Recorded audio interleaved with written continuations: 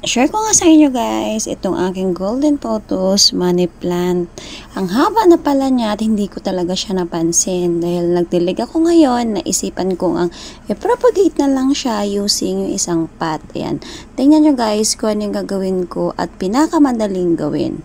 First guys, lagyan lang sila natin. Alambre pala yung gamit ko dito para dumikit yung kanyang roots sa soil.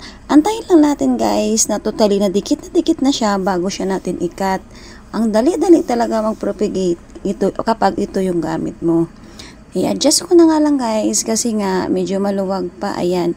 Kapag ayan ay dumikit na sa lupa, pwede na siya nating ikat. Ayan. At least hindi na tayo mahirapan magpropa. Ganun lang guys yung mga style o technique kung paano nga ba mapadali ang pagripat ng ating mga halaman. Alam niyo ba guys, yung money plants ay isa sa mga lucky plants sa feng shui. Kaya dapat mayroon talaga tayo nito. Thank you for watching everyone. Bye!